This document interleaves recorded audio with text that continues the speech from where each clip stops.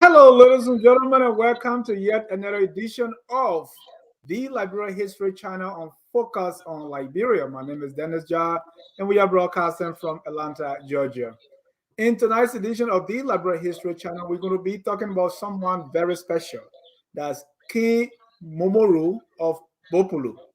King Momoru of Bopolu is going to be the subject of our discussion tonight. Please share the show, invite someone. Facebook has put something on us that people are not getting our notification. We have over 30,000 subscribers, but they are not getting our notification. So please share the show, invite someone, and let's dig deep into Liberian history. Of course, as usual, we have our presenter, Carl Family. Carl, welcome to the show. It's always my pleasure to be here. We want to welcome all our viewers from across the globe. This is the Liberia History Channel with your presenter, Carl Family, and I'm here. Our topic is King Momoru of Bopolu. Carl? Yes. We started something, right? We talk about, first before we start, let's talk about this new kind of series I would like to say that we've on. We discussed some of the kings from the Vague country. We discussed some kings and from Maryland, the Grebo Kingdom. We talk about Brunel and all these people. So just give our listeners just a bird's-eye view of what we're doing. So we had a presidential series, where we focused on our heads of state over the years, and we ended that series with President Tubman. Now we are looking at very important political personalities through our history, and also people who contributed economically to the advancement of our country. So we've gone kind of all over the place. We started out with Beslow, Prince Beslow from Cape Mount. We went to look at the Grebo kings of Maryland County and some of the Grebo leaders that came out of there, like Netisie Burnell, Councillor Burnell. We talked about extensively, and some of the others. And now we're focused on someone who lived in the 19th century, King Momoru Fan. Thank you. Because a lot of time, people who have not been reading history on Liberian history, they say, well, oh, Liberia doesn't have history, or we don't know about the people. But there's so much information about people, about Liberians, both from all sides, from all backgrounds, that are in history. In case someone is wondering, about all these people, we talk about Beslow, we talk about about King Momoru, and all these people, they are there. How come other people are not finding them? You finding them, Carl? What are you doing differently? I don't know what you mean by other people. I don't know anyone who Well, actually. because when we're doing the show and we talked about Liberia, they say, "Oh, this is my first time." Well, you know, so what will you tell? Maybe they're not curious enough to read about these people, but there's a lot. I mean, these are not. I always joke with my friend AMA. I say, I don't go digging under some library archive, within the buried book section. These are books on Liberian history that are most of them are pretty well known. And then also I do, I do also look at primary source documents. I do archival research. I also do look at newspaper clippings from the time period and things like that. But as far as knowing the names of these people, that part of it I think is very obvious. If you read any, reasonably accredited book about Liberian history, most of these figures will be mentioned. Um, Most books on Liberian history talk about Benjamin Joseph Knight Anderson, the explorer. They go into talking about details about Anderson's, exploration, the towns he went to, some of the key figures he visited. So a lot of this information isn't hidden. I think what I may be doing differently is just talking about it and sharing it publicly, and not just writing it down. You and I had that discussion once. I think the format in this platform is a little different because we're actually having a discussion in depth as opposed to it being written in a book where people might not bother to read it. My first question, as we talk about King Momoru, Yes, this whole concept of King Momoru of Boporo, is that is yes. that how they were called? Were they called? How did people in Boporo call their leader? Was he king? Because anytime, for me personally, when I think of king, I think of Western ideas. So where does this whole idea of king come from? So there's many words in many languages that describe the same thing. King essentially means ruler, a person who rules, a person who has the sovereign ruler of a place is how you would describe it in the English language. Because I do not speak the dialect of the people of Bopuru, the dialects of the people of Bopuru, because it was a very multi ethnic environment. So I don't speak Pele, I don't speak Maninka, I don't speak you know, uh, uh, um, uh, uh, Gola or Vai. So but all those languages do have a word for a sovereign ruler, a monarch. Um, and every culture that has a king has a name for a king. So the concept of having a sovereign ruler is not a European concept. It is something that is universally human.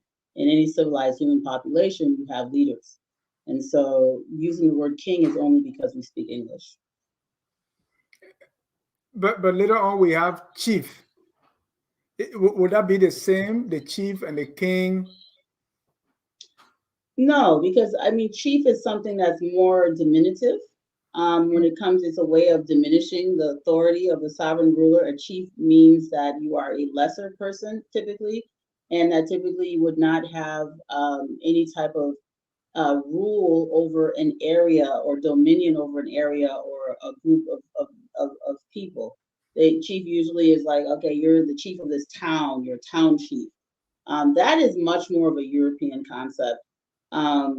You could use the language to describe some of the lesser kings that reported to the greater central authority. It would still, I think, be accurate. It's more important to understand the king ascribed to the word is more important than the actual word itself. In this context, we're using the word king because the meaning ascribed to Momoru is that he was in fact a king. He was in fact the leader of this area. That takes us to King Momoru. We say King Momoru of Boporo. A Yeah, large piece of this granitic genesis forms a part of the grave of King Boswin, the present king's father, broken in such a way as to show the rare white and gray in beautiful contrast.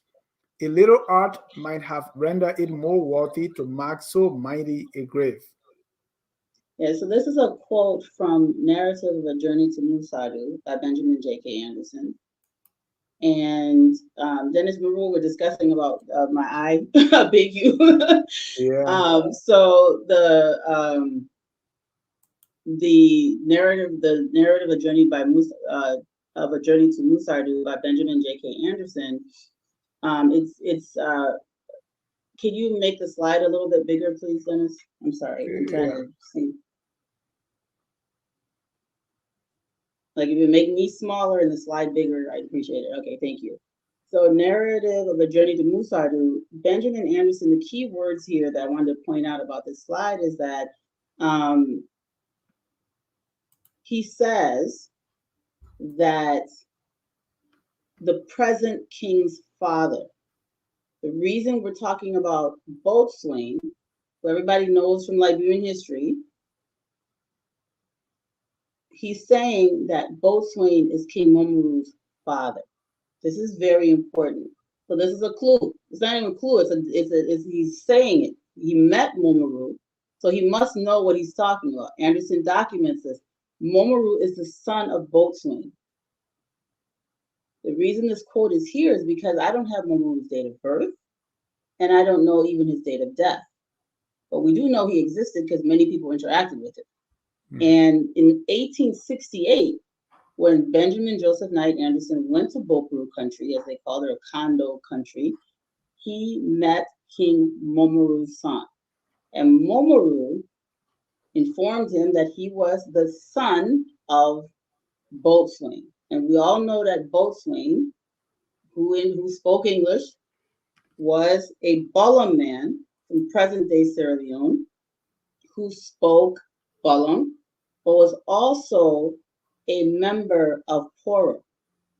Boatswain also worked on, they described merchant ships, so basically slave vessels, slave ships, where he was a boatswain. He was a laborer. Many of the coastal ethnic groups served in this capacity. We had a lot of what they call crewmen, Grable, Basa, and actual Cloud people in great numbers, mostly Cloud and Grable. And then some other coastal people, some Vai and even Bullum and others from Sierra Leone would work on these vessels. So it wasn't odd for that to happen.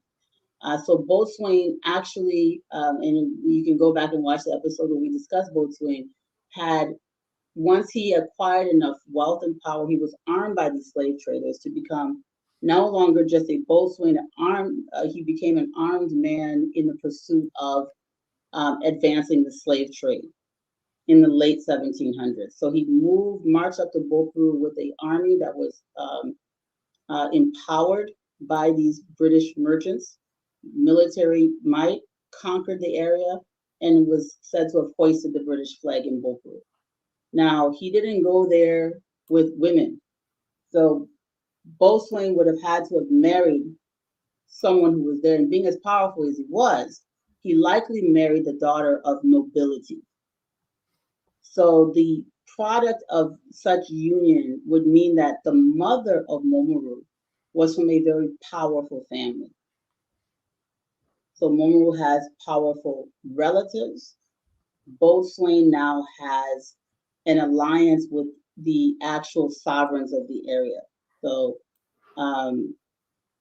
this gave him more of a footing in this area. And he was well known to the Liberian government on the coast. So Boatswain country is what they were calling Boporo, is what it was called at the time, Boporo. Right. I hope that's clear. I know I kind of rambled a bit, but Yeah. No, and I remember Boporo from Dr. Burroughs saying this is a Kwa or Crew speaking word. The origin that he I don't know what you found out about where this name came from. so there's a hint also, because it's interesting. Anderson's not the only person who went there. You had Edward Wilmot Blyden, and Dr. Blyden spelled it B-O, Poro, P-O-R-O, Poro.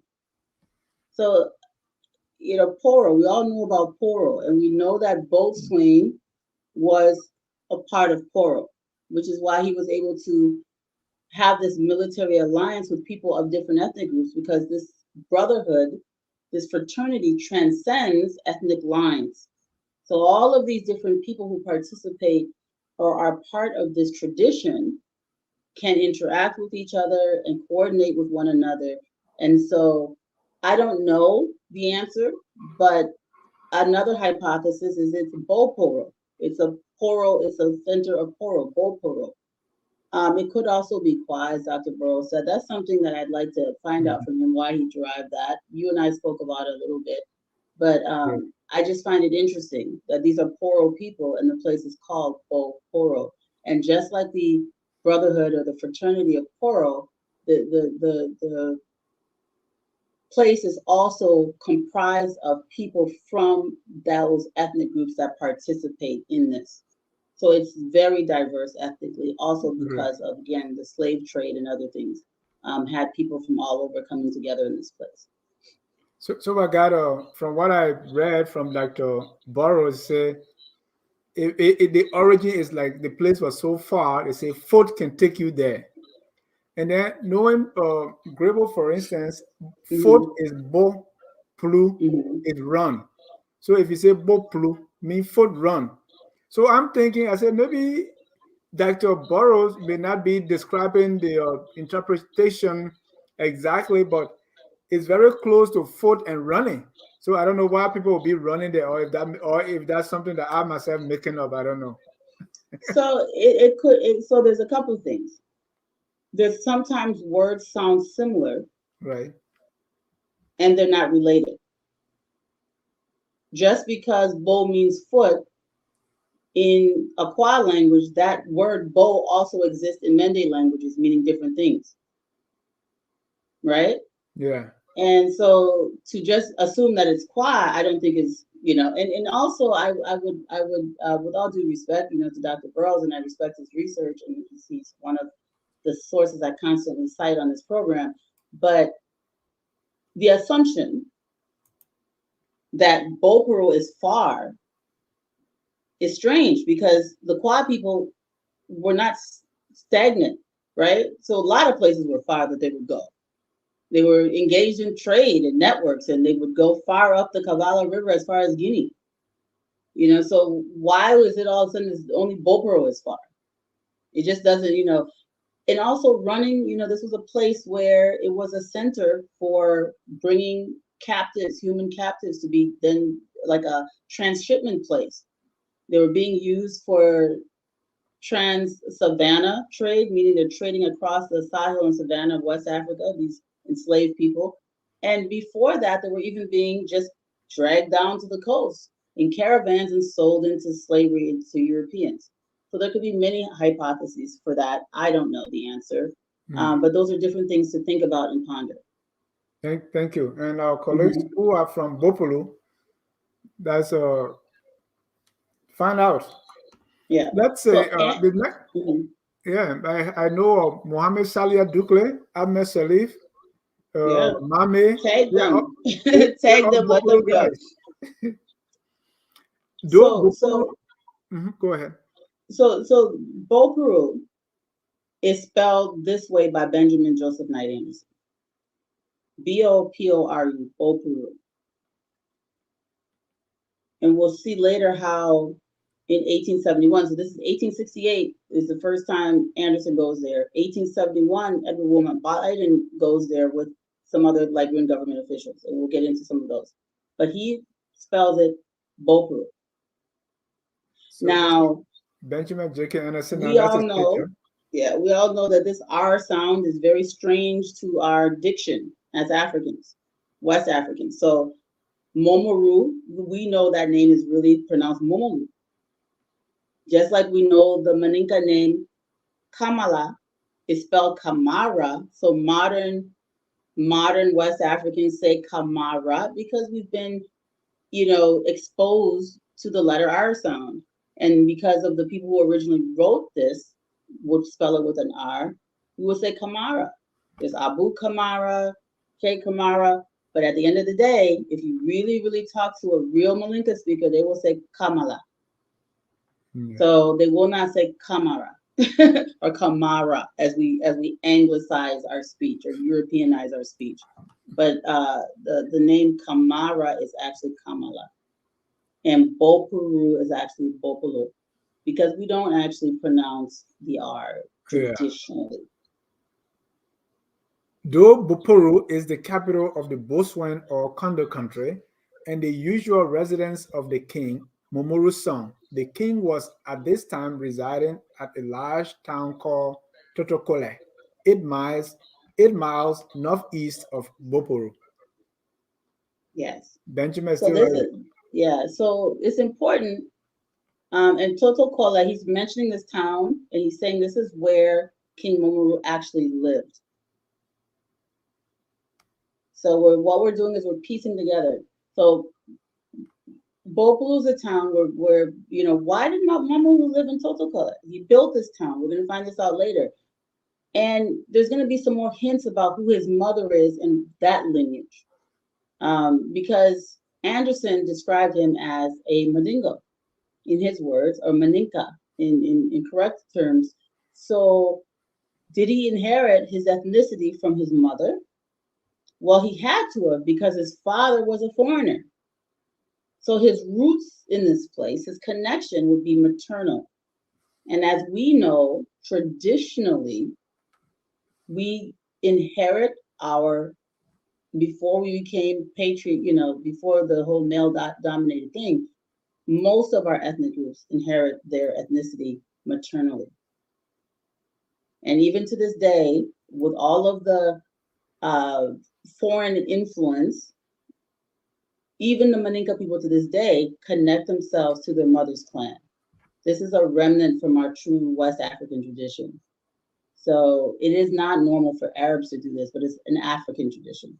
That's why you see Maninka people will say, "Oh, I'm, uh, from the Kaba clan." They're tracing their mother's clan, not their father's. Interesting. Yeah. And remember, we always say ethnicity is fluid, the fluidity of ethnicity. The way we're so obsessed with tribe today, that was not the obsession of our ancestors. People easily intermarried and cultures merged and had influence over each other, either through conquest or agreement. So Botswana and Momoru. So Momoru or Momolu is the son of Bothwell. In Botswana Momolu was a speaks, king, then Momoru yeah. became king.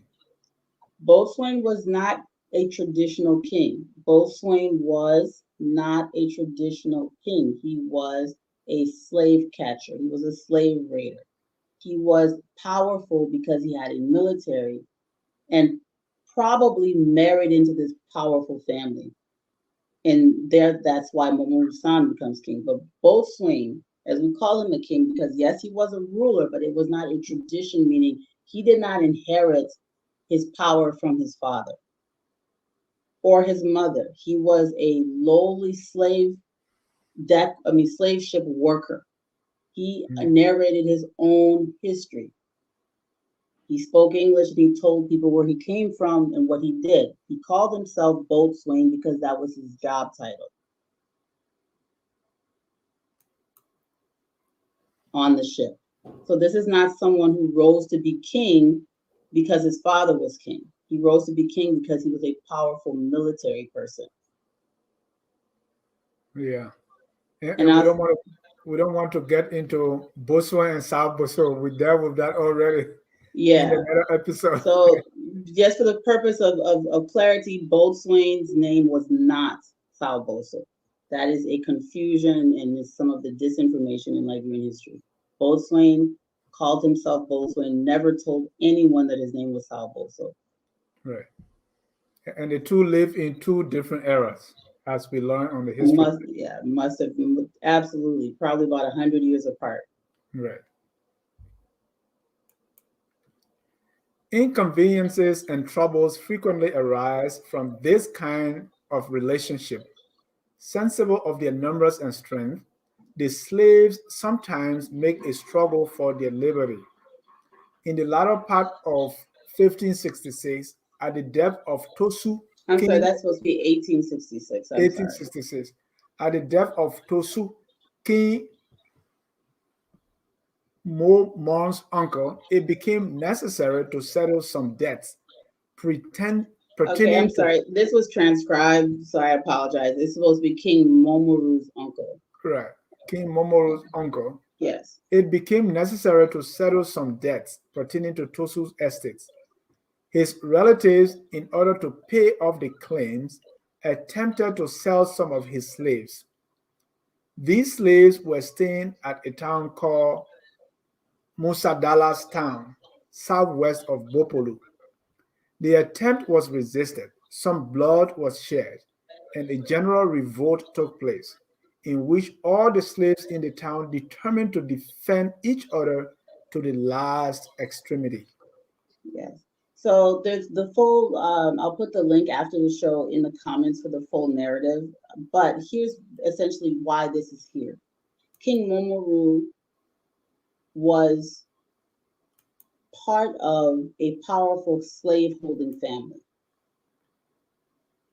And it makes sense to why a powerful slave-holding family would allow their daughter to become the wife of Boatswain, because Boatswain was the middleman. He was the one that would raid these towns, bring these slaves, provide slaves to these powerful Maninka people. Boatswain would also sell slaves to the kings on the coast, the slave traders on the coast, to be able to then be subsequently sold to Europeans. So King Peter Brumley, all of these slave traders that were on the coast were receiving, this is back before, this is the late 1700s, very early 1800s. The network of slave trade, Boatswain was a supplier, extremely powerful supplier. Why did the Maninka people need slaves, or why did any of the powerful traders of the savannah region of West Africa need slaves? They needed slaves because that was a mode of transportation. Slaves used to carry salt and other goods long distances to other parts of West Africa. The people, the King Peter Brumleys and others on the coast, they also needed to be able to sell slaves to their European trading partners. We all know what happened with the transatlantic slave trade. So King Sao Bozo, or I'm sorry, I said Sao Bozo, good Lord. King Boatswain's role was to supply slaves. And how did he do so? By brute force, raiding towns and villages. And Momolu was holding many of these slaves because he was a powerful and rich long distance trader. He had a network of trade. So he needed his supplies to be carried as far away as modern day Gambia or Senegal. How was this done? Through a caravan of human beings, towing things long distance, porters. So these slaves that revolted were going to be sold to one of his uncle's debtors. He was going to take some of his human property and sell them. And they revolted. They didn't want to be sold. It was terrifying because a lot of times, if you're sold, that partner could then send you on distances like across the Sahara. You might not survive. As opposed to you trading in the region, you might be sent further off. You might be used to do something else that's even more detrimental, like mining gold or doing something, or iron, things that would shorten your lifespan. So they band together. At the end of the day, they were, and I'll post a full narrative in the comments, but Anderson says that Momoru basically had them all executed because for the revolt. So they were all eventually executed, and some of the women were taken by Momoru's ally, who was a Bandi king, and that Bandi king took some of the women as his property. But the men and the main woman who was the instigator were all executed. By King Momoru. Yes. So King Momoru was this is extremely powerful, very rich man. I mean, to have whole towns of slaves is not a joke. I mean, that's a lot of wealth and power. An idea that someone that commanded that much power and is not really discussed in Liberian history is strange. And this is one of if not the most powerful king that existed at the time of the Liberian government's existence. There were powerful kings before Liberia existed, but this is a powerful king existing within the theoretical territory of Liberia that Liberia had no control over. But he was definitely the most powerful and commanded all of the lesser kings. They were all beholden to him, paid tariff and duties to him. And many of the lesser kings were his actual relatives, just similar to the systems that they have in Europe. But many of these kings were his actual relatives. Sorry. I arrived at Zulu on the 8th of July. Here it was that the Mandingo guide, Bia, according to the instructions that had been given to him by King Momoru, was to spend a couple of weeks in trying to reconcile the differences between the Bonzis and the Baline people. Zulu was also the town belonging to the young chief who had covertly assisted the Baline people and who was now suffering the penalty of his perfidy. He was confined at Salagi. Which is a large town. So basically, I wanted to demonstrate here, but this is also from Narrative of a Journey to Musadu by Benjamin Joseph Knight Anderson. This is to kind of show you the power of King Momoru. He was reconciling grievances and he was settling conflicts and helping to resolve wars. There's an account of Anderson explaining how he would give salt, which was to both parties, which was like a way of coercing them into peace agreements. A lot of these wars that were happening was a result of a shift in their traditional livelihood. They were no longer allowed to carry people in 1868. There was no more transatlantic slave trade. So all of the slavery at this time in history is now just about porters. And the only people that needed slaves were very rich and powerful people who were conducting long distance trade.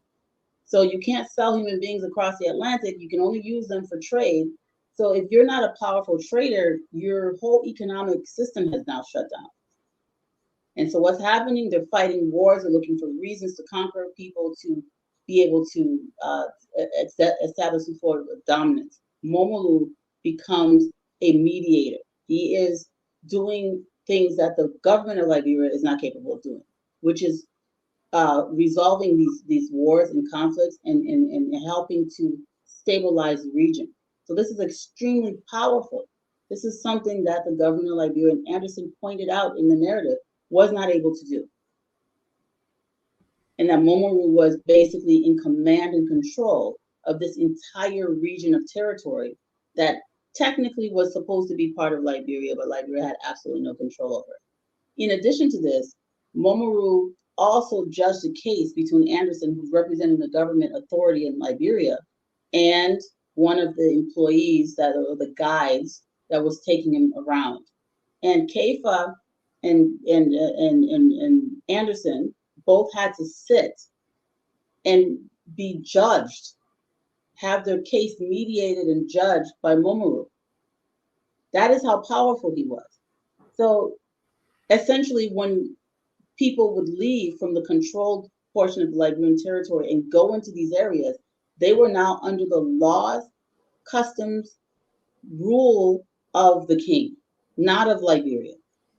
So Anderson is being subjected to those laws in this narrative. Momoru is the judge. Momoru is who decides, not President not President Warner, but Momoru is who's powerful in this area. It's very important because a lot of times we get a very warped concept. We say things like, oh, in 1868, we were in Boporo, we're not allowed to be Liberian citizens. You were citizens of Boporo. You had a king. Your king is not going to say, oh yeah, go be Liberian citizens and give up his power. At this time, there was no Berlin Conference left. There was no reason for Momoru to become fully Liberian. Right.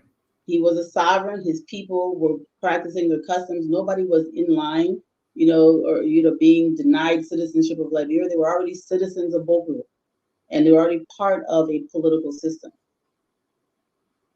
That's very important, right?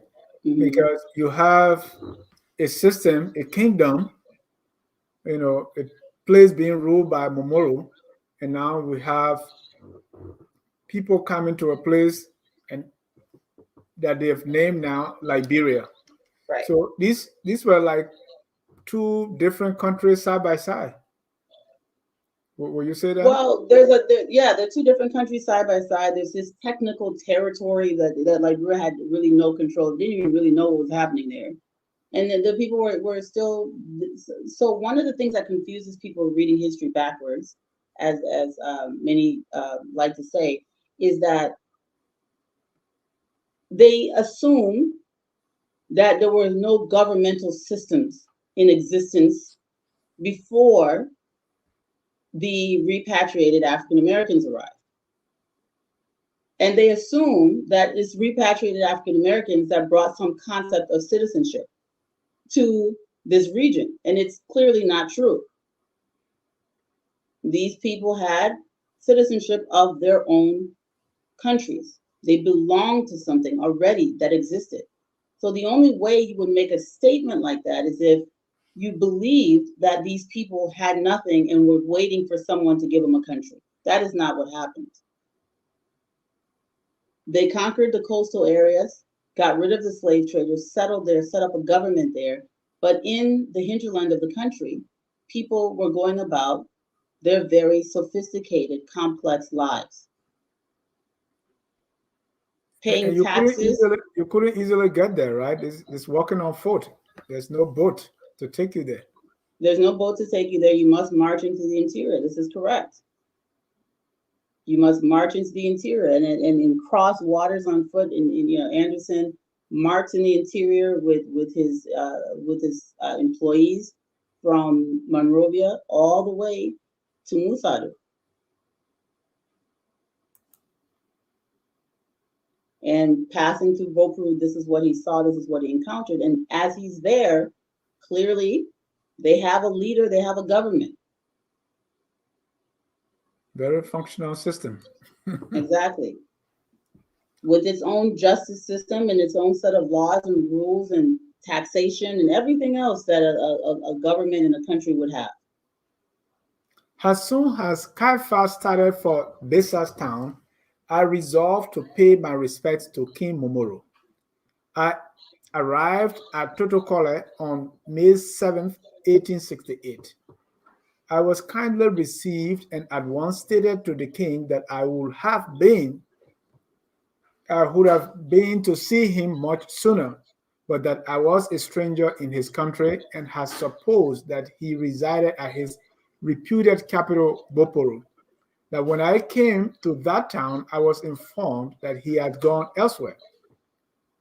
He replied that he was accustomed to divide his time between the two towns, sometimes residing at Bopolo and sometimes staying at Totokole. I then informed him of the object of my visit and had to frame such an account of my former proceedings as to show that it had always been my intention to come to his country, but that I had been thwarted by many untoward circumstances. This is the narrative of Of a journey to Musadu. A Journey to Mosadu by Benjamin J.K. Anderson. Yes. So again, Totokole, which is spelled Totokole, I believe today, is located in Boporo. It's still there, and they're saying Momoru built this city. Momoru-san built this city, this town, for himself. And Anderson went there. Momoru-san Boswen. You said No, Momoru-san? Boatswain's son, Momoru built this. Momoru, Anderson, remember, called him Momoru-san. Not son is an English word, but san being some kind of indigenous word. Okay. S-O-N.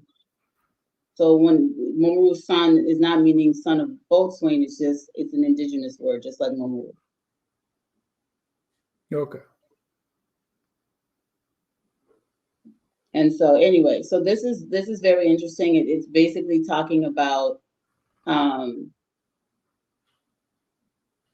he had to go and pay and allow the king to know that he was in his territory. He's representing the president, the government of Liberia. He's like an ambassador. He has to go and let the king know of his presence.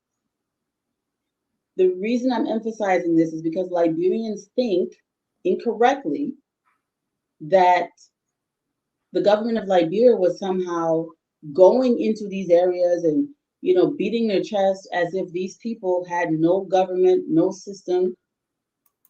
You're representing Liberia. If these people were so oppressed, why would you be looking for the king to say, "Hey, chief, I'm in your area. I need your protection. I'm trying to go to Musadu"? Why would the king be judging cases between any conflicts that arise between Anderson and anyone he encounters, which is what happened? This is what it was. This idea that these people were some kind of, naked savages running around without a country, without a government, without power is not it's not supported in historical texts. So he had to inform the king of the object of his visit. That means that they're looking at these people as their equals. There is nowhere in any European, conquest that you will see that happening. So I just wanted to point that out. Yeah, and he recognized that I'm in your country. Yeah. And so you can't be in somebody's country if the person doesn't have citizenship of their own country. It's like we can't have it both ways. We have to really think about the narrative that has been fed to many of us for so long, and ask ourselves, does it make sense? Now, this excerpt is now from this is from November 1871. Professor Edward Wilmot Blyden. He had a paper that he published in many newspapers, a report that he published in many newspapers around the world in November of 1871. It's called The Boporo Country. It was a description of what he saw when he went there with the Liberian government delegation in the year 1871. So this is 4 years after Anderson goes there. And now Blyden, Dr. Blyden, was once president of Liberia College, which is the predecessor of the University of Liberia.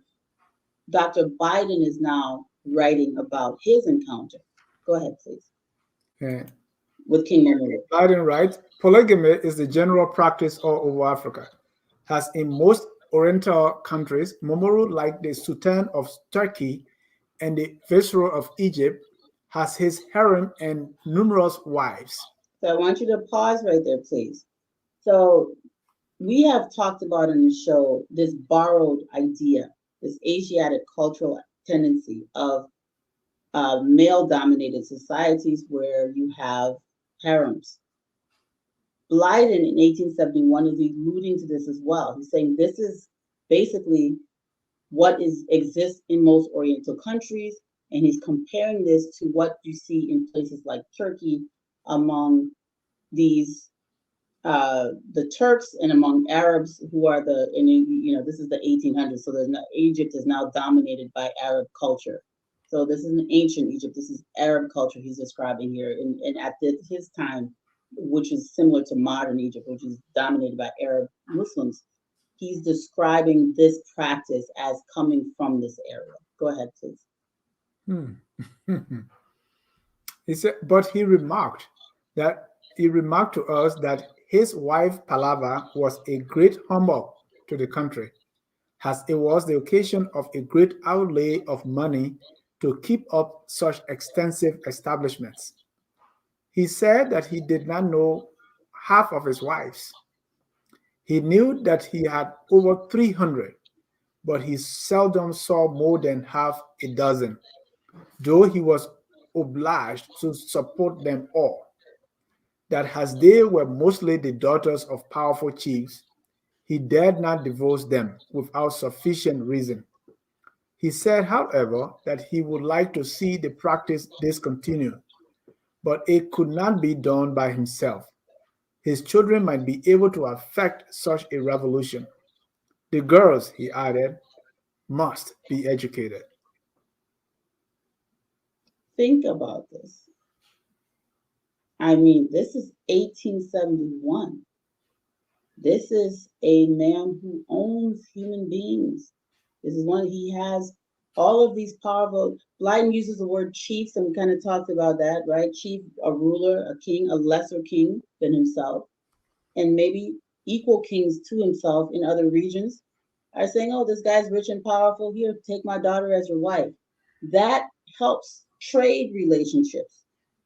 If you have a wife who's from this region that you are feeding and taking care of, presumably having children with, or at least one child with. She's probably having many children with other men, but whatever the case, she's presumably your wife, and any child that she has is yours, whether you've met her or not.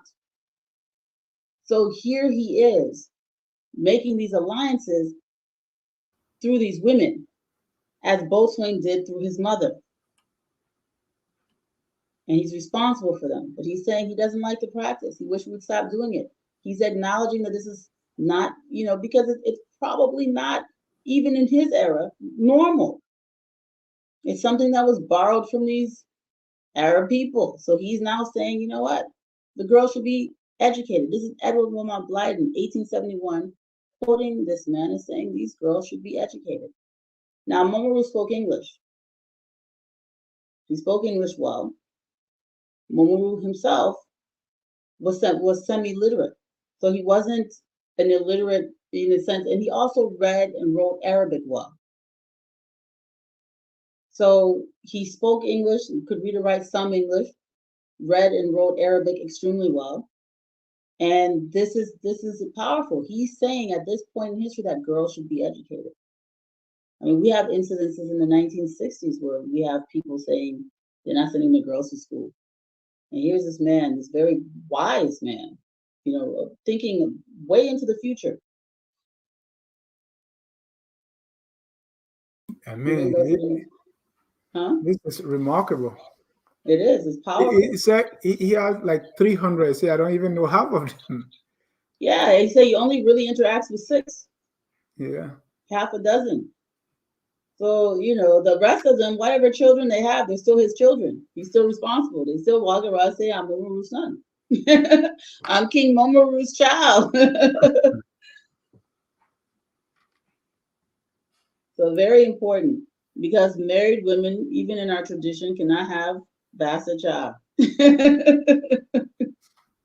Even if they've never met their husband. Right. A few days east of Boporo, wool of an excellent quality abounds. King Momoru informed us that a few months ago, a wealthy chief, about a week's journey distance, sent him to a very fine ship covered with luxuriant wood, with the message that if Momoru would order him, he could furnish any number of such ship. The king says he took great care of the ship to see if it would live and thrive, but notwithstanding all his care, it died after a few weeks. He showed us fine woolen cloth manufactured in the interior and presented me with the skin of a sheep. Since my arrival in town, the wool has been pronounced of first-rate quality. So this is again, Professor Dr. Blyden getting into the details here. He's talking about, Dr. Edward Wilmot Blyden is talking about the commerce.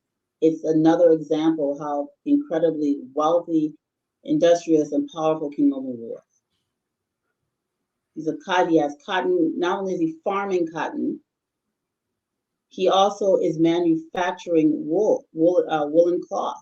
Right. It's manufactured in his kingdom. and it's of the finest quality. These are some of the things that they're trading long distance, in addition to salt and gold and other things. This is a man who had gold mines. He had cotton plantations. He was manufacturing things. We know that he was trading iron bars. He was trading salt. So he was extremely wealthy. I mean, only a person of extreme wealth would be able to keep up that number of wives.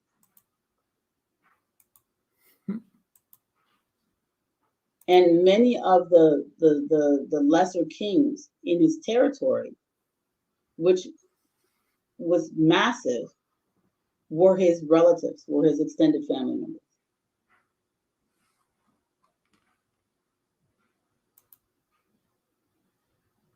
So this is a photo of a bridge in Boporo. This isn't really that old. This is from, I think the late 1960s. It's just a photo of a monkey bridge. But these are the kinds of bridges that Dr. Blyden and his colleagues had to cross. The other thing I want to mention is King Momoru and the Liberian delegation walked. Nobody carried them in hammock. Blyden's going to get into that. Because walking was a sign of power.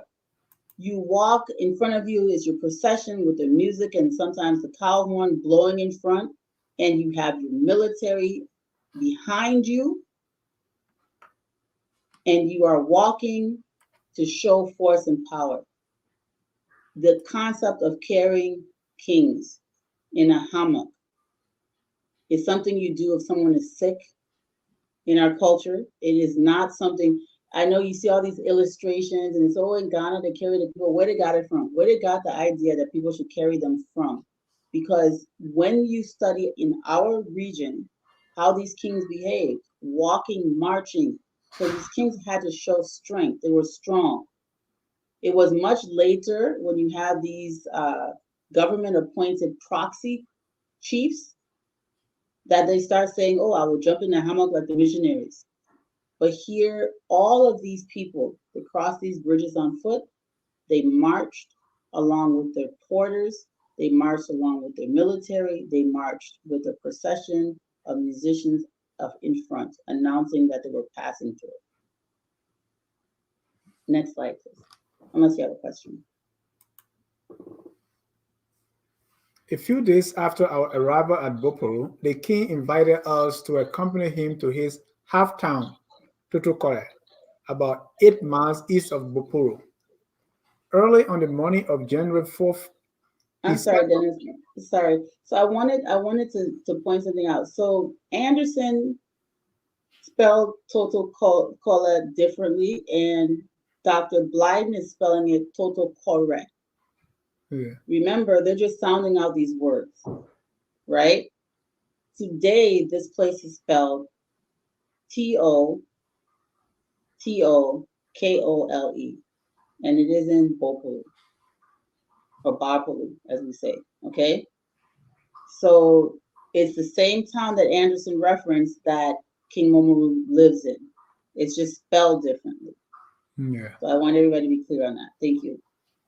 Early on the morning of January 4th, he sent us word that he will be ready to start for the said half-town immediately after breakfast. We accordingly prepared ourselves and were ready at the time designated.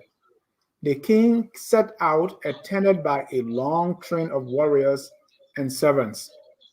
In the company was the famous Farqua with his retinue. The king, with his Liberian guests on each side, walked in front of the procession. On the way, we passed through several villages and one finely barricaded town. The king's approach to each town or village was announced by the firing of guns on the part of the inhabitants, and at the entrance, he was always met by a band of singers and dancers with instrumental music who escorted him to a prominent seat in an open space so as to allow all the people to see him. Dr. Blyden still writing. Yeah, so 1871, again, this is the same excerpt from that report. So again, he's emphasizing how powerful this man was. He marched in front of the procession of his military, of his forces, with the Liberians on each side of him. He's showing the Liberians also how powerful he is. And as he comes into these towns, everyone is, oh, the king, praise singing, as we like to see, right? Everybody is coming, oh, the king, the king, the king. And this is powerful. I mean, when I read these things, I imagine in my mind, it plays out for me like a movie. You know, very powerful. Yeah, So indeed. imagine that kind of procession. And remember, we had these roads passing through the interior that were very wide, brushed, you know, by whoever was in charge of that area. They would have their people brush it to keep the road open and passable, you know, for not only just the king, but for anyone who was coming through. So Yeah. when we talk about walking to these places, people got to know they're not walking and chopping bush as they're walking. These are very wide roads that people can pass through with processions. Horses can pass here. Yeah, a lot of these Maninka king has had horses, but in this particular case, he was marching with his procession. They can transport what they called bullock at the time, which are cows, ox, down these roads. So you're the only, you know, you cross water either by the monkey bridges that I demonstrated or by barges and canoes. They built their own, you know, rafts or barges to push things across, or they would use canoes. They were able to cross the waters. They were able to move through these areas. So this idea that, you know, Bopolu means the place that you have to, you know, your feet can't reach or is far for going is like, I mean, these people were traveling vast distances. All these people, not only the people, the many ethnic groups, but also even the people in the Kru language family. These people were also trading. Maybe not as far, but they were definitely trading further than Bopolu is from the place of origin. And then we also have to point out that Bopolu also has some of the oldest ethnic people there are also related to the Plow-speaking people, which are the Bele. So it may be one of their words as well. So today we see the distance from Bopolu to Totokole. Yeah. So if you remember, in the previous slide, he said it was about 8 miles. So the yellow lines represent the footpath that they would have taken. Now it says 7.6 miles, but I started it in the middle of town, right? I started in the middle of town. So maybe it's a little bit, you know, I started the journey in the center. Maybe they started a little off the center of why it was about 8 miles. But 7.61 is still about 8 miles, right? Right. So this is the path that they would have taken on foot to get to the next town, marching with the procession to get from Bopolu to Totokole, which was a largely fortified town. Now, the other thing that is important is this town had a massive wall around it. In fact, all of these major towns had these defense walls built around them. This is the case with Zorzor. This is the case with many, many of these towns in the region. So in what is now considered Lofa, what is now considered Bopolu, what is now considered Grand Cape Mount, what is now considered Nimba, these towns had massive walls built around them. You might ask what happened to the walls. We'll explain that before we finish the show as well. Next slide, please. Right. And even the walls, I don't think we have these walls in the southeastern side of the country. It What is is unique about that north that have walls? because they had, we talked about this when we were talking about the cultural difference, right? You have centralized authority. It's a different culture. Whereas in the Southeast, it was more of, you know, town-based, autonomous towns ruled by one ruler.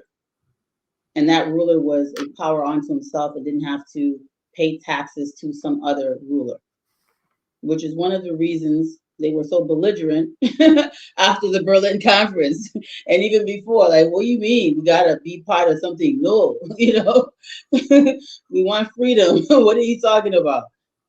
So that's some of the reason for some of that conflict too. But the people in the western and northern central regions were more accustomed to strong central authorities, which is why you don't have the same level of resistance to incorporation. They did resist colonialism, though, terribly. Samori Toure, many people. Samori was probably the most successful for the longest period of time in these regions. So culturally, they're used to powerful king figures that rule over vast areas and other kings that are responsible to pay tribute to this bigger, stronger king. After exchanging salutations with the principal men, the king will inquire through his spokesman the news in the village. The presiding headman then stepped forward and walked round the square, talking all the while telling the news. After which the principal woman will come out and, having danced gracefully before the king, will come forward and shake his hand, making at the same time a very low bow. So again, these are the principal women. Principal women. What does that mean? It means these are powerful women. These are the women who command power. So they would dance and then they would come and they would bow to the king. It's a gesture of respect. It's incredible. He's Biden and his delegation witnessing this, like, wow. These powerful, rich women, and here they are dancing to welcome him and bowing as, what he calls a very low bow. And then he's going to, in the next slide, describe how he felt when he witnessed Let's see how he felt. I was struck with the great deference and respect paid by these people to their rulers, a point in which Liberians would do well to follow their example. All right, okay? But they have the advantage of us in never having been under foreign masters, in never having imbibed a sense of inferiority or a feeling of self depreciation.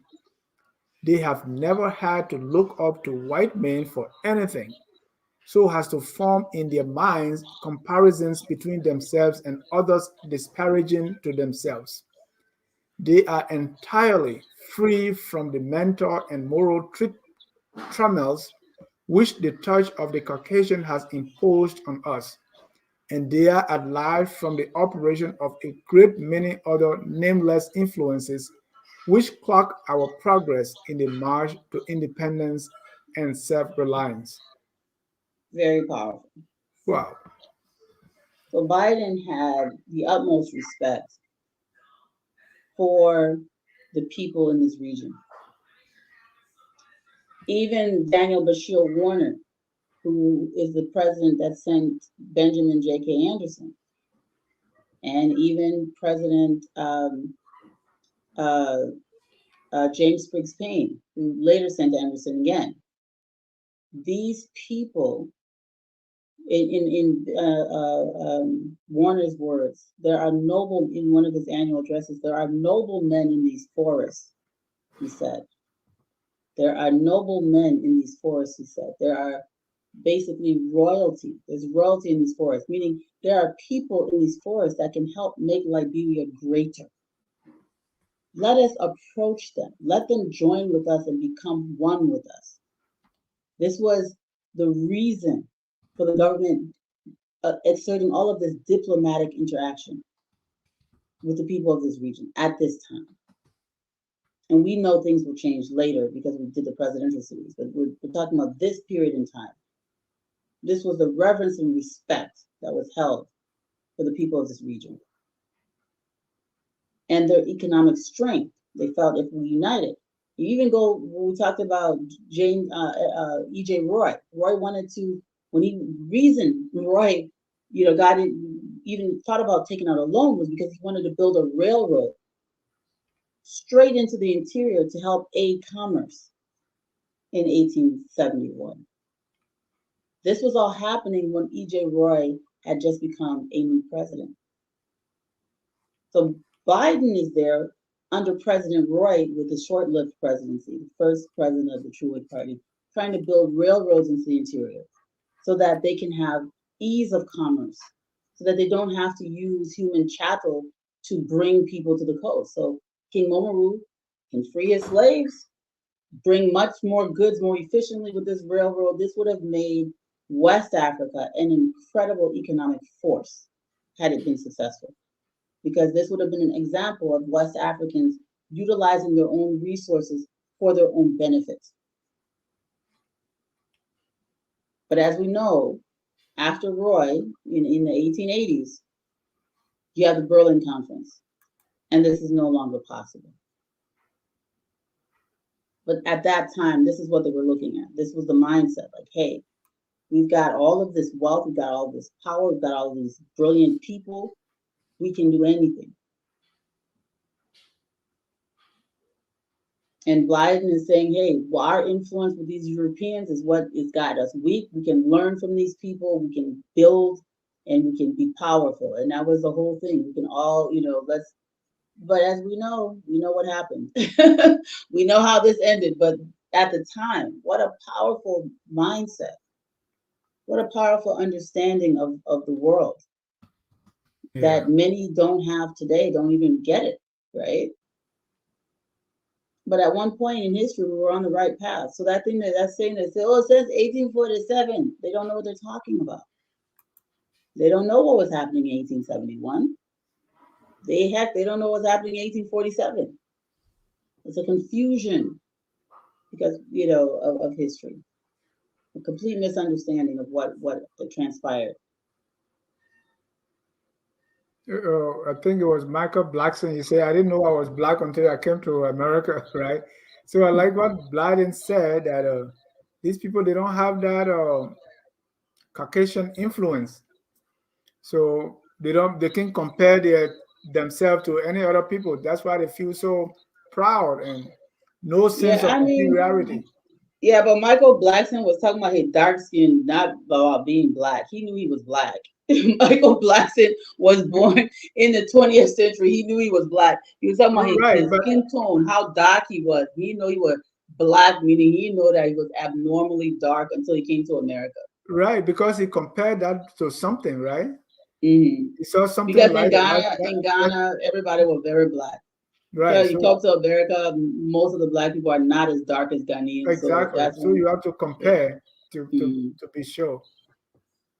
Yeah, I don't know if that, I'm just saying, I don't know if that's analogous to this, because this is talking about Caucasian influence, which clearly Michael Blackson had growing up No, in the no, 20th century and in I'm not Ghana. talking that. I'm just saying, Hmm.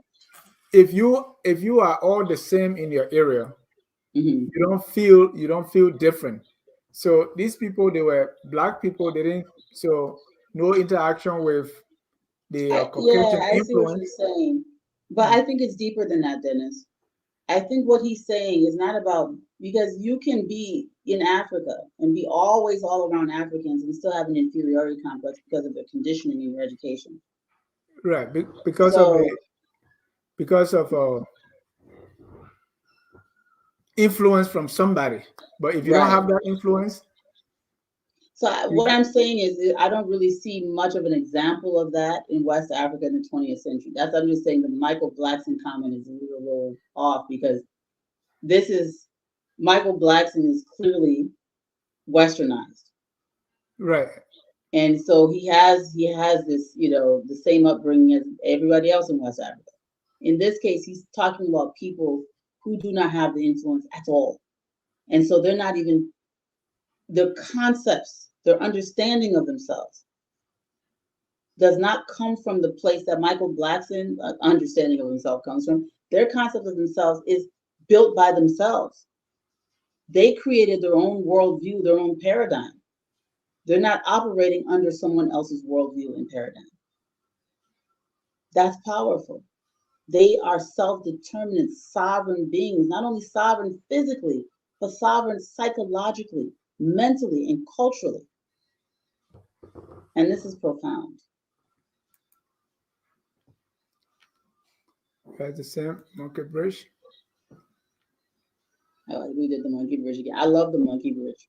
And the reason I keep showing this monkey bridge because I'm just thinking, my God, crossing the monkey bridge with a whole procession of people. I mean, did you say y'all wait? I'm gonna go one at a time. I don't really know, but anyway, sorry.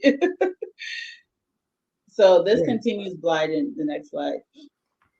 The town of Totokore, built by Momoru for his own residence before he came to the throne, is beautifully situated at the southern base of a very high hill.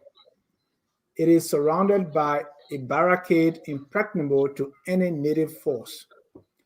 Upon this town, the king has spent a great deal of time and labor in building it up and adorning it. The houses are of the same character as those at Boporo. The streets, however, are much wider and not so winding as in the capital. The Mm. public square is also larger and in better order. Here, as I have stated above, the king has for his own residence a two-story frame building furnished in American style. This to the So this is for me. Um, it this man's father spent most of his life around British people and on the coast interacting with Americans when they finally arrived, right? And he had been interacting with other Westerners all his life, both ways. His son has a two-story house. His son, Momoru, would have been, I mean, clearly he learned to speak English by being in the territory of Liberia, probably learned a little bit of literacy he had also from there as well. Because if you remember, there were all of these schools, not all of these schools, there were a few schools in the early 1800s between, in fact, from when Carey arrived all the way up until King Momoru would have returned to Bopolu, set up for native children. And we also know that many of those native children that went to those first schools were Maninka, Basa, Day, Gola, Vai, and some Pele. So many of these people had some level of English and literacy. And so he must have liked the wood frame homes that he saw these people building. Like, oh, I will have this house also for myself. I thought that was really interesting. So here's King Momoru. They know I saw the big shots in the road with this house. I want one too. or maybe the one in the west, they saw Kim Moral house and they tried to build their own. The no, that's not the way it happened. Who, Because who these said- homes are far older than King Momoru, and also it would have been replicated all over Bopuru if that was the origin of it. But I think I like this because I had somebody say one time, oh, the native people used to envy our homes. Why didn't you go build their own a two-story house? And why didn't you build their own a wood frame house? It was still building on. Well, some people did go build a wood frame house if that's what they wanted. Some people didn't want that. Some people, if they wanted it, they built it. So this idea that, people couldn't do things for themselves, when actually a lot of the construction, later on of these towns and cities were done by these same people. If they wanted to go and replicate it, they could have. But not everybody wanted to live like that. People liked themselves. People had a sense of their own worldview. Not everyone wanted to imitate this very foreign and odd culture. Not everyone wanted to do that. King Momoru was just extra, flamboyant rich guy. 300 wives, what you expect? And even the idea that he had this concept that women should be educated, I thought was so profound. Yeah. So this I don't know if you could blow this up any bigger, maybe get rid of us so they can see the full screen. But I want you to see the scale. So you were asking about these walls. This is a remnant of the wall at Zorzo. This picture was taken in 1947. 1947. Okay. It says remnants of the wall at Zaza. And you see the men standing, and remember, these people in Zaza, they're not short people. Zaza people tall. You know, they tall, like Marba, Yokba, and Richmond. You know, these are the So, normal so people. you say Omen Bwaka not from Zaza? No, he's definitely not from Zaza. These are Loma people. You try to be funny. No, but typically, typically these are some of the taller people in the Republic of Liberia. Some of the tallest. You see how they stand in scale to this wall, and look how thick this wall is. Yeah. Way 1947, the walls crumbling.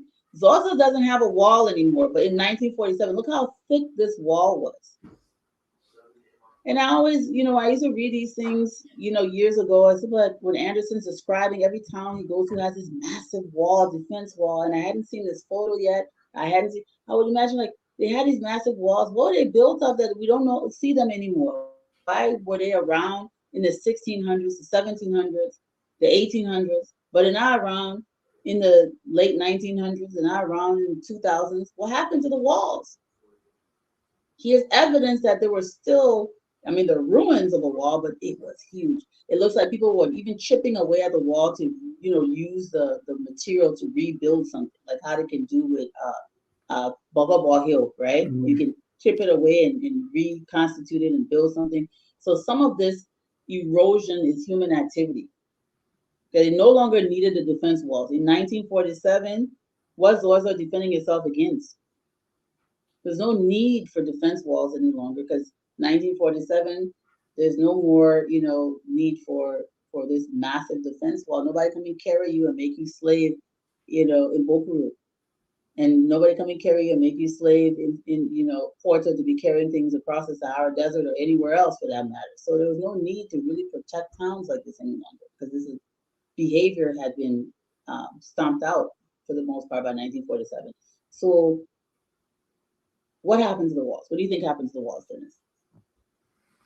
Well, I believe it just got eroded just by being there for so long, and it collapsed by itself. That's not what happened to the walls. Because the thing is, some of these walls are from the 1600s. So how could they just collapse from 1947? Look at how thick that thing is. How could Mm. that collapse by itself from 1947 to 1990? 2000. It doesn't seem possible that Mm. most of this wall, especially the part, not where the men are standing, but if you look at to the side, how smooth and correct it is. Yeah. Well, I figured out what happened to all of these fortified towns all over Liberia. I figured out what happened to these walls. What? Somebody did this? Next slide, please, sir. We'll get to it at the very end, but I just want to put that what happened to the walls in the back of your head. So What happened? Total Color was headed by Fa Farqua, described as belligerent chieftain whose warlike operations spread terror through the Gola country. He was a man about 5 feet 7 inches high, inclined to corpulence. He had a large head and neck, prominent forehead, large four eyes, light scattered whiskers. He was rapid in his utterance, with nervous movement of hands and feet, and apparent restless temperament. He was the first cousin to King Momoru, as they were the children of two sisters. Getume, that's Gatamba, was also related to them. so you have a name that sounds very Pele. You've got Vigola, Mandinka, all in the same family. Yeah. Ethnicity is fluid, very fluid.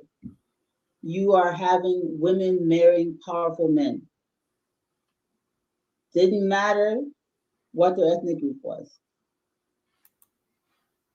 This is not hypertribalism. This is cohesiveness.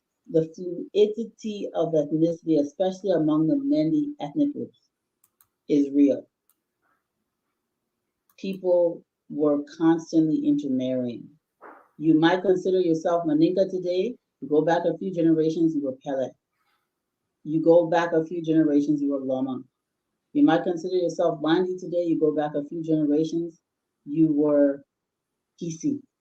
You go back a few generations, you were something else. You were Vai. So these people that we like to think are some stagnant ethnic group, this is my tribe, this is who I am, I'm this tribe. It is definitely not biology.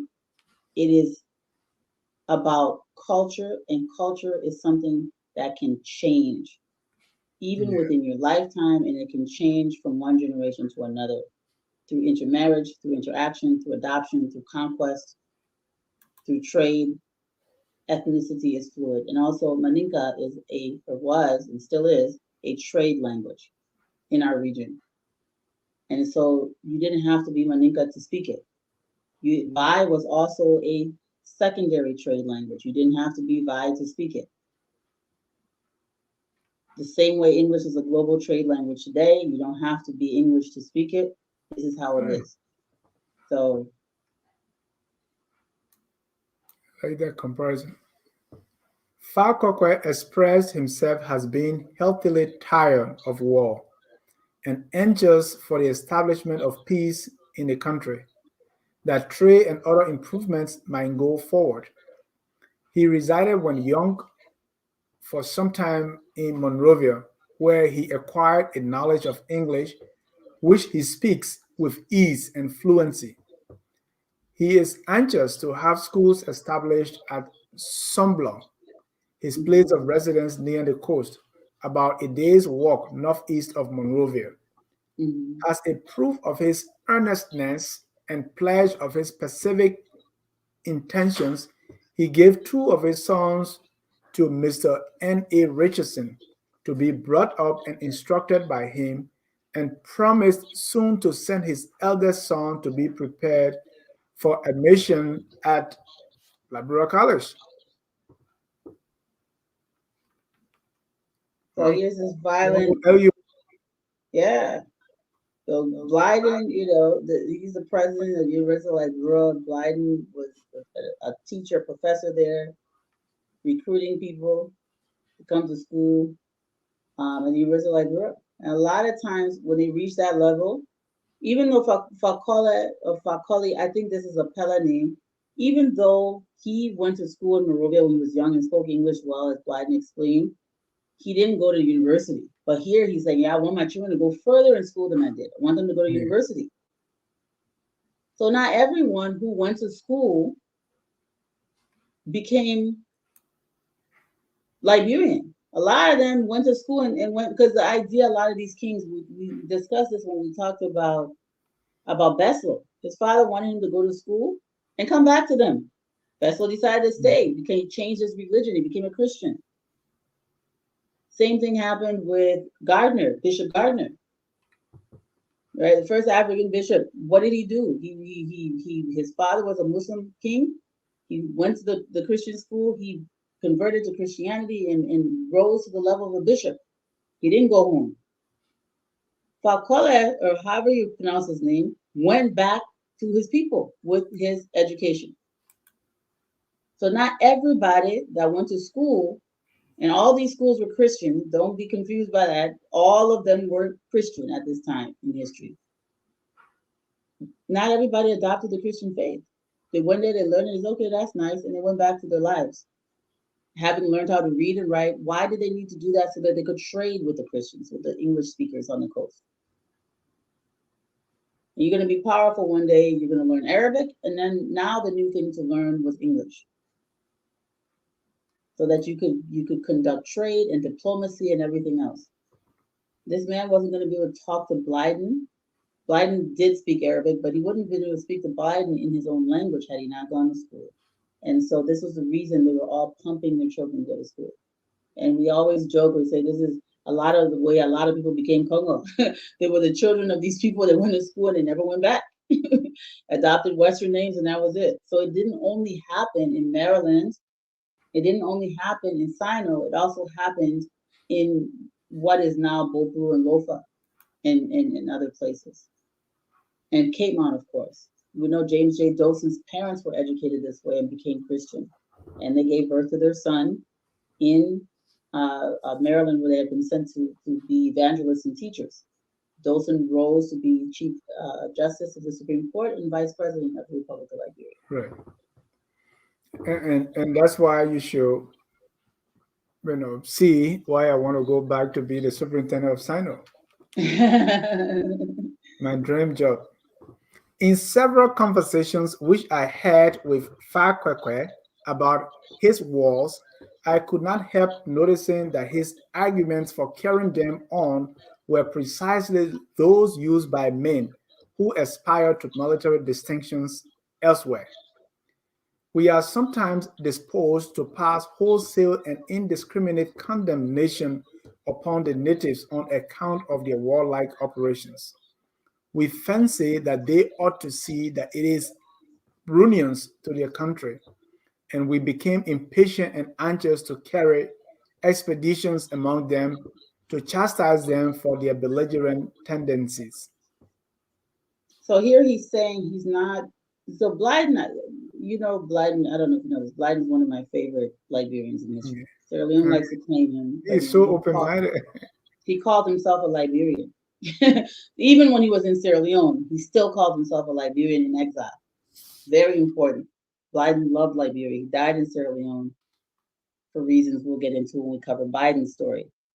Blyden's story. Sorry, I said Biden. Oh Lord, Edward Wilmot Blyden's story. So he's here. He's saying to us, he was anxious. That we anxiously carry out these expeditions because these people they're killing one another. Why y'all killing each other? Why y'all killing each other? But you also have this going on in Europe, Ottoman Empire, the Turks, the this, the that, other group. This other group fighting this other group. This and the reasons for their wars are the same. He's saying. Yeah. So he's now asking him, why are you fighting? And when the man explained the reasons, they were rational. Blyden could relate to the reasons. So this makes sense. You're not just running around with bloodlust to just kill indiscriminately. You're fighting for resources. You're fighting for land, for domination. There is a reason. The same reason everybody else fights war. They're not just fighting war because they like to kill people and take women as hostages. They're fighting because they want dominance. So You're not talking about this noble savage that didn't know anything and gets to be around complex, sophisticated societies. And faculty too should be very knowledgeable to really translate and actually put forth why he was fighting. I can just imagine him explaining and making sense because he was very persuasive. And he was very fluent in English, as Blyden explained. Very fluent. The wall of Zozo. Yes. Oh, this is the wrong slide. I didn't send you the one where they were breaking the wall. Shoot. Okay. So this is where I was going to end. If I send you the slide while we're talking, can you still pull it up, or is it too late? Yeah, I can put it up.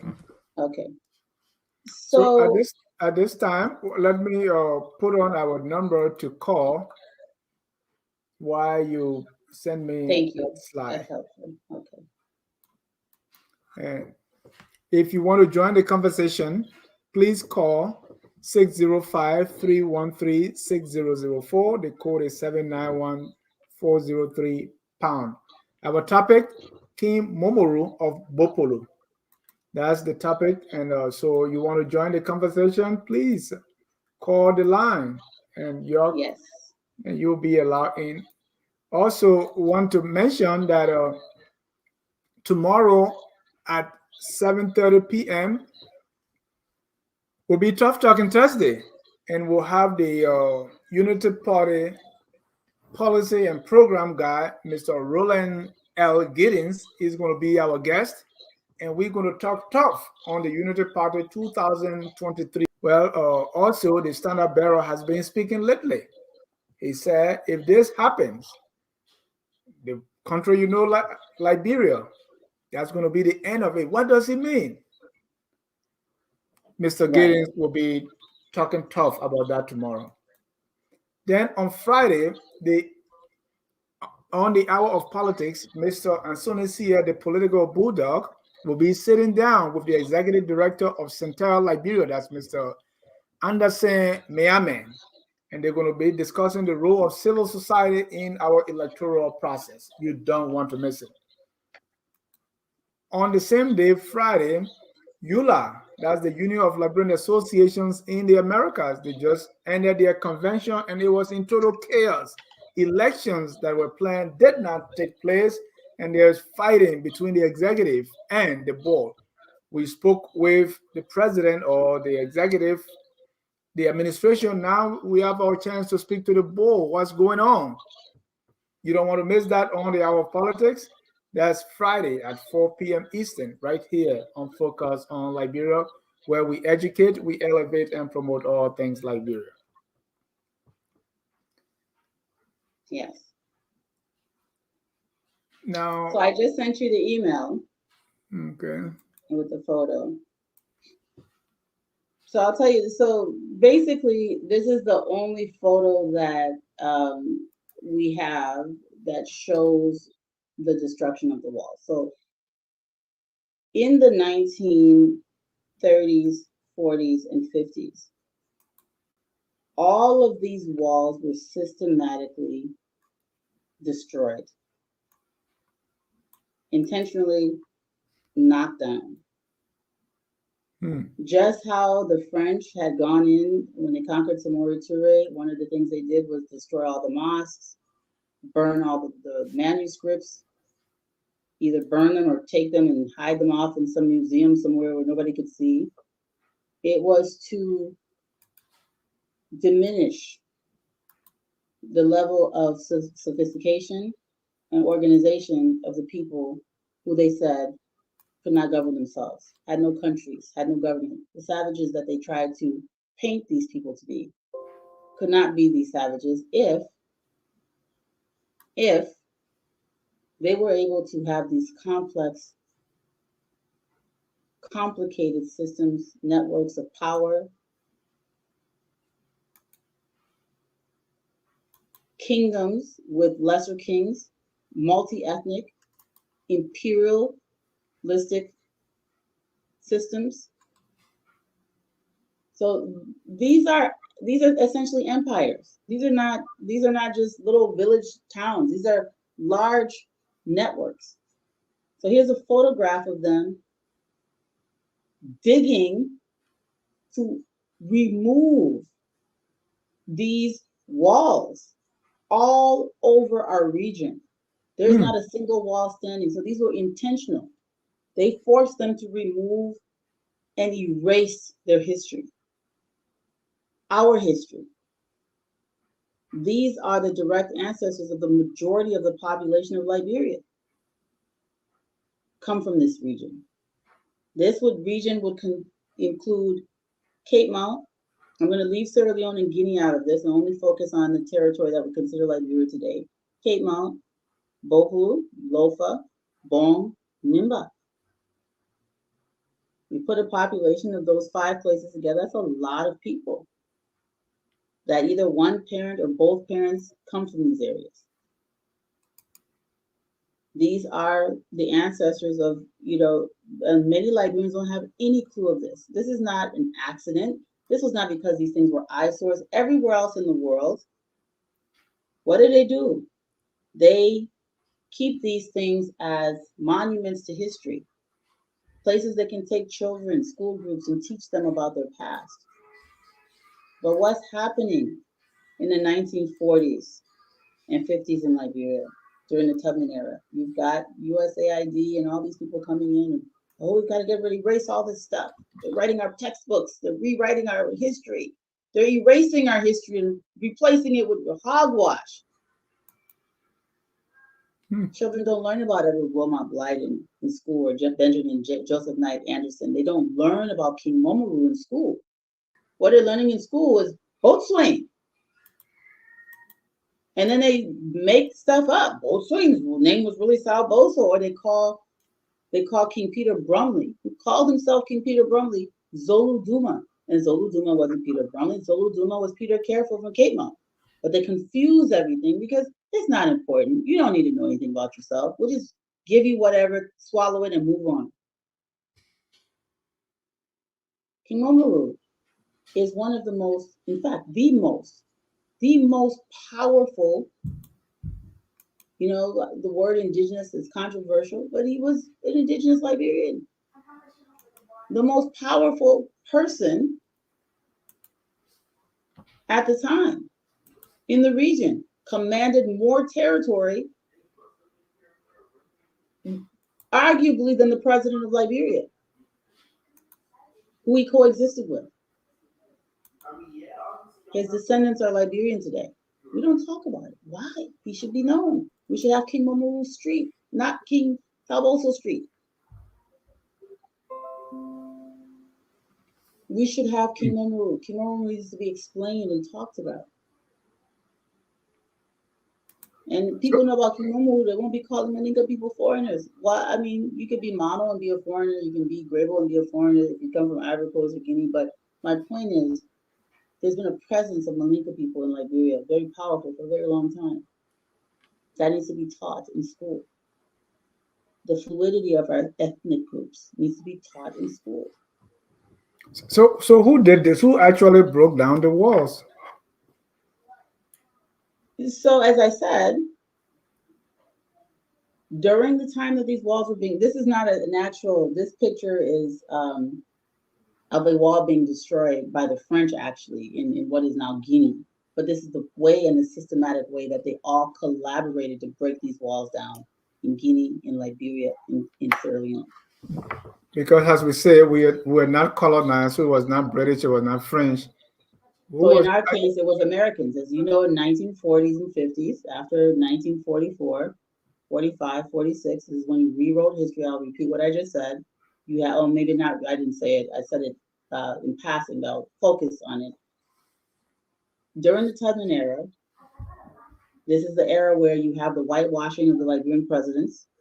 They painted even E.J. Roy to look mulatto in textbooks. This is an era where they are destroying a lot of these historical sites. This is also an era of extreme looting. You had a lot of these educators, USAID, and along with the American missionaries coming in and literally stealing and looting artifacts. In Ganta, you had Ganta Methods, you had Dr. Harlan at this exact same time commissioning the destruction of walls and taking very old artifacts out of Liberia. How do we know? Because those artifacts are all over. They're at the Brooklyn Museum. They're all over. Some of them are being sold on the internet. Things that date back to the 1700s that he took with him. And they're being auctioned off for millions of dollars. Why would missionaries and USAID people all coordinate to destroy walls? What were the walls doing? Why wouldn't you say, hey, now we have small remnants of the Yala wall still, I mean, like it's a small remnant of the wall at Yala. And now you see, like, we were trying to say, oh, the Yala walls are a tourist attraction. Well, it isn't even as big as this piece that's being removed. If you go to the walls at Yala, it's sad. That was all that's left. In all of Liberia, when most of these towns were fortified with walls, including Gompa, which is Ganta. What happened to the walls? This is your answer. They were considered bad. They were considered bad. We have to make way for westernization. There's nothing in the past for you to look back to. Your ancestors did nothing. You can't convince people of that when there's testament to what they did. So that concludes our session. Thank you, ladies and gentlemen. The walls, what happened to them? As we're learning tonight, they were destroyed. This was systematic, this was intentional, this was deliberate. And today, we still grapple with that. Has to, I told someone, I said, one reason we destroyed our country because we didn't think there was much anything to protect. Because all Mhm. you've been told is there's nothing there. Now, younger people from the younger generation, they say, "Oh, there's nothing there since 1847." In fact, the beginning, right? There was, and we, even when I was there in Liberia, what we saw when we went to school, someone will tell you there was nothing there. So we can get it wrong if we destroy things. We so we can just destroy it because nothing there. Yeah. We didn't even have people that we could emulate. We say, oh, we didn't have people that we could rally around, national figures. Yes. As we say in Liberia, BO, those people were there. They are there. And Yeah. that's what we So do here at Focus on Liberia, the Liberia History Channel. This is the only place where you learn authentic Liberian history, unadulterated. So please yes. tune in every Wednesday at 8 o'clock for the Liberia History Channel. Call your closing. I don't think we have any caller tonight. Yeah. It doesn't seem so. Not So I even want to thank. not I even want to thank. Elvis. I know. I haven't heard or seen Elvis for a while, except on political commentary shows. I want to thank everyone for watching. This is something that we are trying to bring to our Liberia Leadership Academy, which is a mentorship program, opening up for younger Liberians to help supplement their education. If you are interested in participating or supporting our mentorship program, where we're going to educate Liberians about civics, their history, their constitution, all of these things, please reach out to me or Dennis Ja on Facebook or to FOL and get the information. It is not, it's basically as much as providing a young person with data so they can tune into the Zoom classes, and you can reach out and self-sponsor a young person if you want to. You can do it through the program if you want to. Once you do, and the person, you're able to provide them with the data that they need to be able to join the class, let us know and we will get them registered at absolutely no cost to them. It is a free service to our community and our country.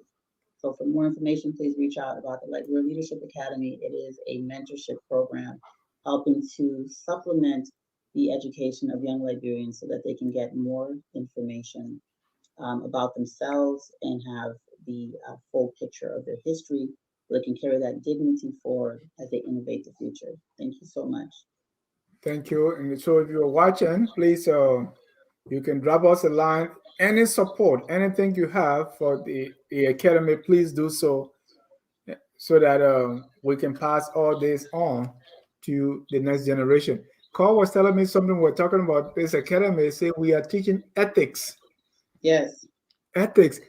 Remember, there was a police guy. The story I was told was, as they was collecting money because they have their pockets so deep, and so they were asking. So they saw him. They say, "Think about the ethics of the police.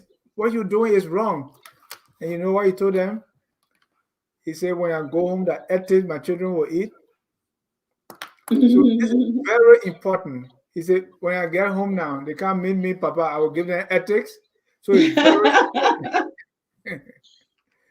So yeah, I see one of the comments. He says, "I'm interested, but I'm in Australia."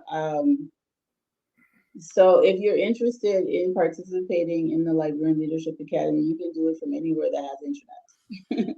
The reason I'm talking about Liberia is because it really is focused on Liberian young people, but anyone can attend class, participate, and again, what we really want to do is to provide Liberian young people with the tools so that they can participate. Because we know that a lot of the young people, they're not going to spend money on data when they're looking for food to eat or trying to pay their school fees. But if they can have free access, through your help, that's great. That's even better.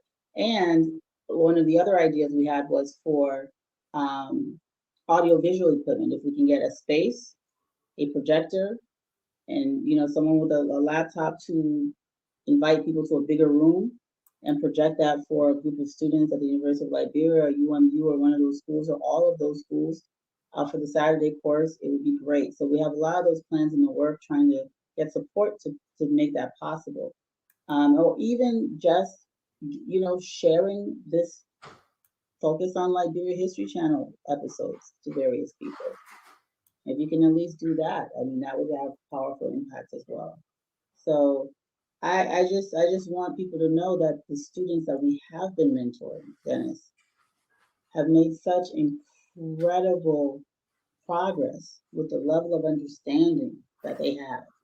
And the most important thing that I see coming out of the Leadership Academy and these students learning so much about themselves is they have a sense of duty and Yeah. dignity that they themselves will tell you they didn't really have before. They looked at being Liberian as a curse.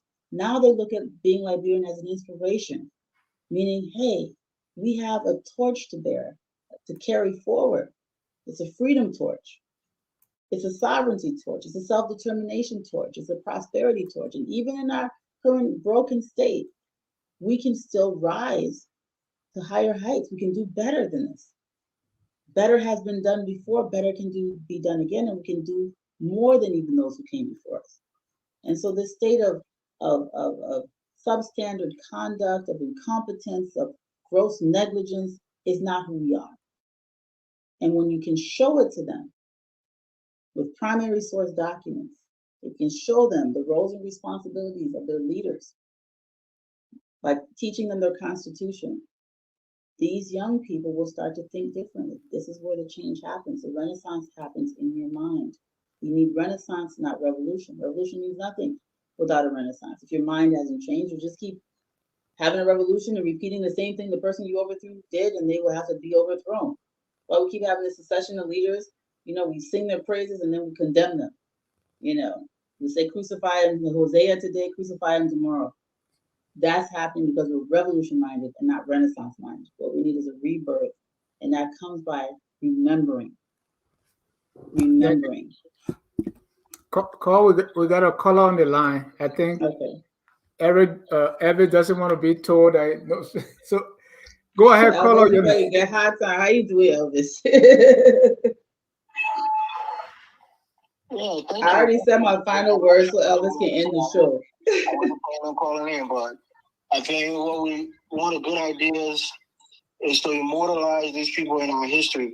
Some of the people that is presented on the platform, like King Momoru and other great people like Leticia, to try to give them the history and then put them into our curriculums. So like people said, we can have people to look up to.